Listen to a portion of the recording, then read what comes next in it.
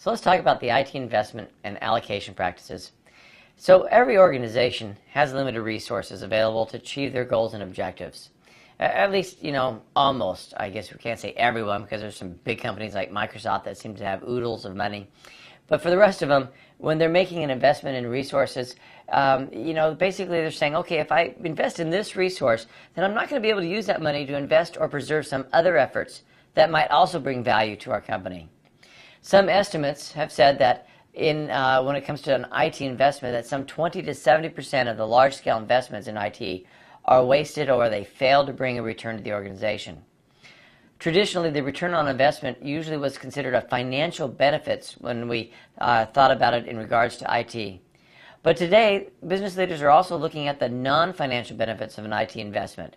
That would be one that impacts an operation or a mission performance, such as bringing better or improved customer satisfaction. I can't maybe put a dollar value on that, but it did bring a return, which maybe in the long run was better customer loyalty, more customers. But you get the picture, right? It's not something I can just put a dollar sign on and say that doing this saved me this much money in the amount of time it took to do a certain job. So there are, both financial and non-financial benefits that should be looked at during the process of where do I invest in, what am I going to purchase, and how am I going to allocate it.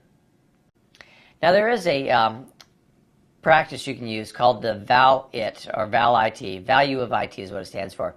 It's a framework that has three components we'll look at: the value governance, portfolio management, and investment management. Now when we talk about the value governance of ValIT, it was designed to establish informed and committed leadership. It was designed to govern and outline ways to define and implement processes, to establish effective governance monitoring, to establish or continuously improve value of management practices, and also to align and integrate the value of management with the enterprise financial planning.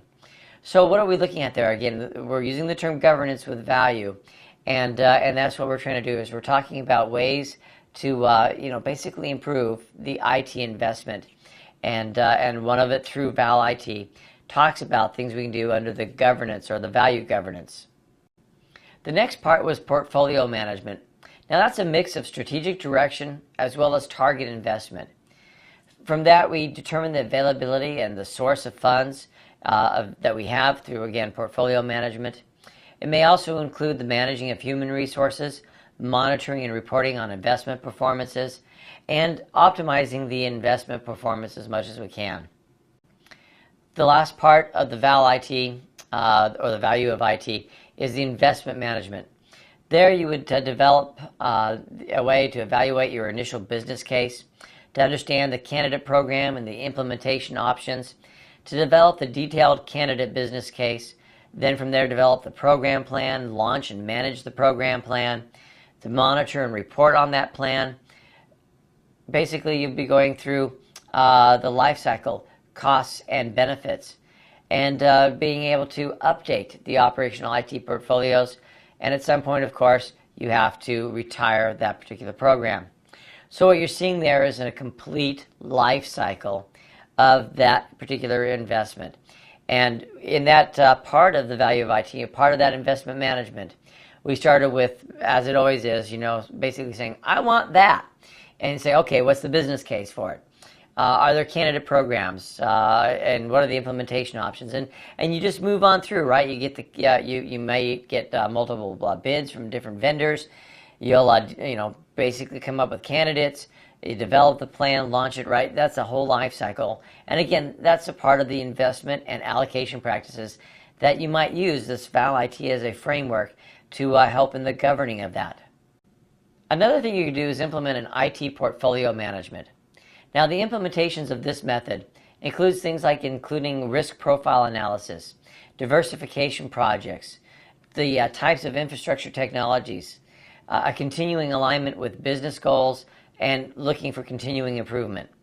Now, there is no single best way that you can implement IT portfolio approaches, but it is another approach that takes into consideration the major areas and topics that we've talked about a lot up to this point, especially risk, the different technologies, alignment with business goals, constantly improving through the monitoring and auditing and those types of things.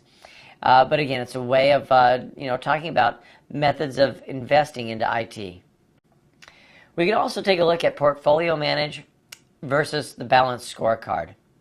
Now, an advantage of the IT portfolio management is that it has the ability to adjust investments. A balanced scorecard really emphasizes the use of vision and strategy in any investment decision, but its goal is not the management of a budget, but rather to do just what it is, for people to rate, to basically score their thoughts and opinions on certain types of decisions.